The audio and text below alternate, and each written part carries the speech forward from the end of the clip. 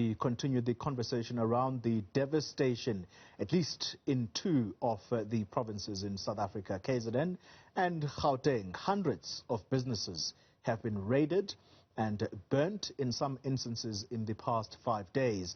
Now, in the last week, more than 200 shopping malls have been vandalized and close to 2 billion rand has been lost due to the protests. With this comes a rise in insurance claims. For more, let's talk now to the CEO of Galetti Corporate and Estate. That's John Jack, who talks to us from Johannesburg. John, a very good morning to you. A very, very simple question from me to you.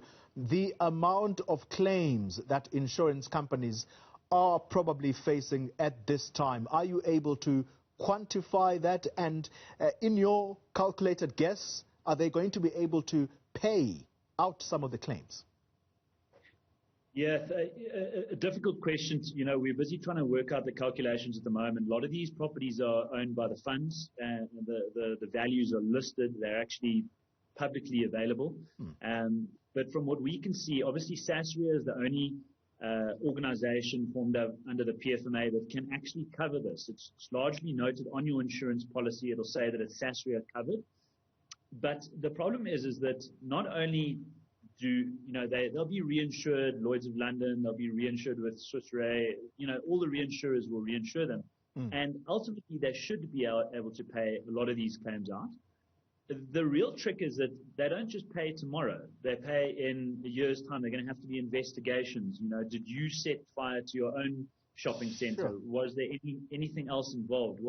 So there's an investigation that goes on. Given the quantum here, I'd imagine that they're going to investigate thoroughly, which is going to take some time. John, that's the problem. What you've just said, and I'm sorry to interrupt you, it's astounding. You're saying to me that these claims, for those businesses at least that are insured, it could take upwards of 12 months for their claims to be paid? Easily. Wow. Easily. What is it that you have to prove? Well, that you didn't start the fire yourself, which I think is, largely in these things, there's a lot of evidence. It's been well documented. You guys have done a fantastic job of actually covering what's happening here. So that's the first thing. And I think in large, a lot of the claims are going to be able to be sorted out relatively quickly. They do have cash on balance sheet. They do have investments. They have 12 billion that they have access to. And then, of course, there's the reinsurers that reinsure further. The big issue is the smaller guys. It's not actually the listed funds. The listed fund's not going to set fire to its property. It's the smaller private guy who may not be Sasria insured. And it's also the smaller private guy that is Sasria insured, but, well, was your property also looted or was it not looted? Let's investigate. And given the numbers that you guys are talking about, can you imagine how many claims are going to be submitted? I was speaking to a colleague in the insurance industry, and companies like Marsh, which are one of the biggest brokers in South Africa and certainly the world, are panicking because the number of claims that are going to come in are just going to overwhelm them from a purely administrative point of view. Yeah. So it's not going to be easy, and it's just going to stack up. You've seen exactly like you see people queuing at the spa to just get food in Natal. It's going to be a similar situation with the insurers. Everyone's going to claim. It's not only the assets, it's also business interruption, it's vehicles, it's stock and trade. It's all of this. Like, how you need to prove now how much stock and trade you had. Yeah, John, as I talk to you, and again, sorry for interrupting you, as I talk to you, we are beaming visuals from a warehouse in Durban. It's a live picture beamed to us by our reporter there. It looks to be a factory that was producing tires or manufacturing tires. It's total devastation. John, I want to ask you about what insurance companies in this space usually ask for, because if, for example, let me use me as a homeowner, there are certain things that I would have to tell the insurance that indeed there was security, for example, at my house if there was a break-in, and I would have to prove that, perhaps produce some certificates from a security company that I would have been using. Would such requirements apply to warehouses like the one we are seeing on screen right now, to say, how much security did you have? If you did not have enough security, sorry, you were probably going to have to decline your claim. Insurance companies almost do put hurdles in order for them not to pay out? Absolutely. You'd have to have, given the fire at the moment, there are very specific regulations with regards to fire. And recently, a lot of those fire regulations have been updated. Have you actually followed on with that regulation, and do you have it documented? Because if you don't have those documented, for example, you need to have certain amounts of, your pumps and tanks.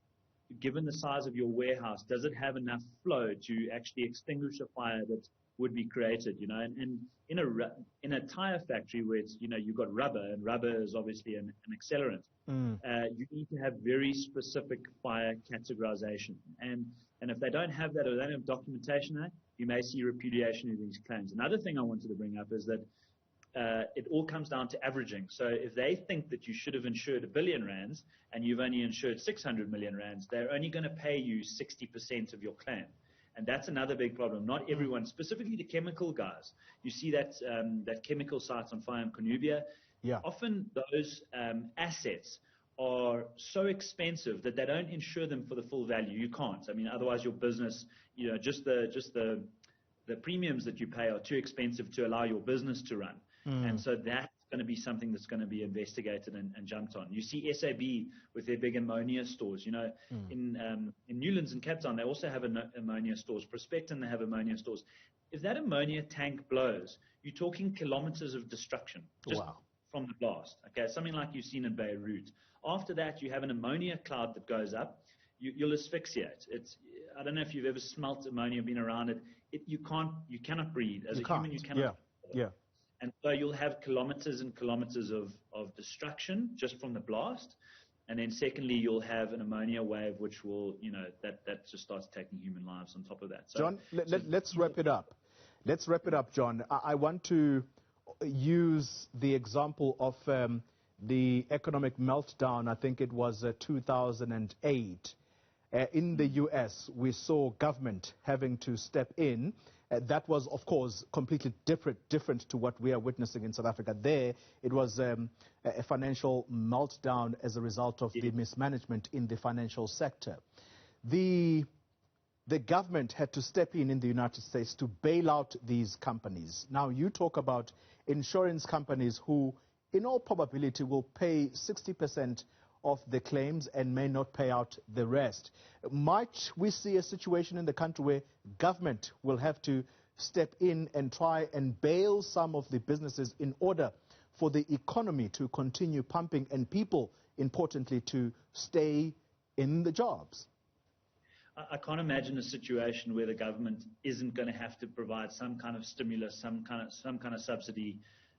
Specifically in Natal, we're talking about at the moment. That's the main focus area. There's going to have to be something to re-stimulate. Just from a cash flow perspective, imagine Sasria pays you in a year's time. What are you going to do for the year? Up until that point, how are people going to get their supply chains in order? So there's going to have to be stimulus, or at least some kind of loan or whatever it is. And as we know, COVID's already consumed a lot of what capacity the government has. Sure. Yeah. John, thank you very much. You've really clarified and put this into perspective for us. John Jack, he is CEO of Galetti Corporate and Estate.